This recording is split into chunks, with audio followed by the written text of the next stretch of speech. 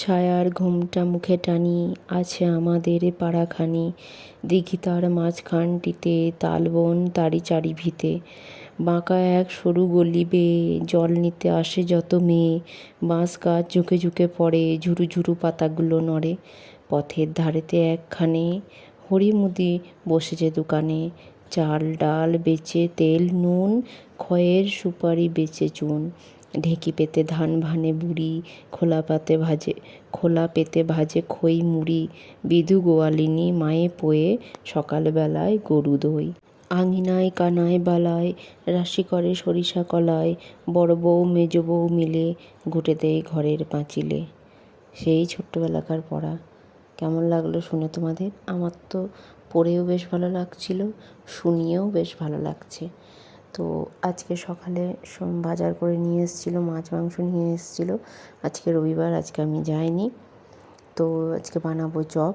ওই জন্য সমস্ত যেগুলো জিরে, ধনে আর গরম মশলা, শুকনো লঙ্কা সব একসঙ্গে ভেজে নিয়ে গুঁড়িয়ে নিলে একটা সুন্দর মশলা তৈরি হয়। ওটা চপে দিলে, নিরামিষ চপে দিলে বেশ ভালো লাগে। আর চপের আলুটাকে একটু আদা বাটা, একটু ধনেপাতা, নারকেল দিয়ে নেড়ে নিয়েছিলাম। চপটাকে আমি সর্ষের তেলে ভেজেছিলাম। চপ ভাজাটা আর কিন্তু দেখানো হয়নি। মাছ মাংসগুলোকে ধুয়ে নিলাম, কারণ যা গরম, নইলে তো পচে যাবে। আগে ওগুলোকে ধুয়ে ফ্রিজে রেখে দিয়েছি, আর সমস্ত সবজি ধুয়ে নিয়েছি, আর ঝোলা টোলা সব কেচেও দিয়েছি। তো আজকে বানাবো ফ্রায়েড রাইস আর চিকেন। আমার ছেলে অনেক দিন থেকেই বলছিল, মা ফ্রায়েড রাইস খাবো। চিকেনটা খেতে খুবই ভালোবাসে, ফ্রায়েড রাইসও ভালোবাসে। তো ওই জন্য চাল নিয়ে নিলাম 3 কাপ মতো, দুবেলা হয়ে যাবে, না হলে কালকে হবে। আর এই সমস্ত সবজিগুলো আমার বরই কেটে দিয়েছে। তো মাংসটাকে ম্যারিনেট করে রেখেছি। আর প্রচণ্ড গরম ছিল ব্যাঙ্গালোরে বলে এই বড় দইয়ের ডিব্বাটা কিনে নিয়ে এসেছিলাম, কিন্তু বেশ এখন বৃষ্টি শুরু হয়ে গেছে, তো দইটা খাওয়াই হচ্ছে না। আর ফ্রায়েড রাইসের যে ভাতটা করলাম তাতে একটু আমি গরম মশলা আর তেজপাতা দিয়েছিলাম, একটু লবণ দিয়েছিলাম। তো ভাতটা আগে করে নিয়েছি, তারপর আমি চিকেনটা বানাচ্ছিলাম। আর ফ্রায়েড রাইসের জন্য ভাতও হয়ে গেছে, সবজিগুলো ভেজে নিয়েছি।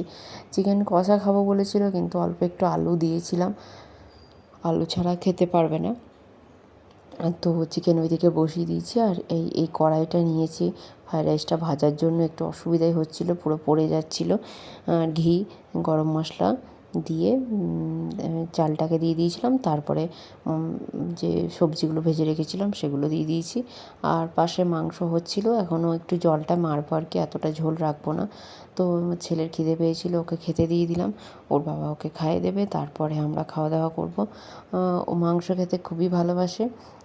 জানি না ভালোবাসাটা কতদিন থাকবে মাংসর প্রতি আর কি।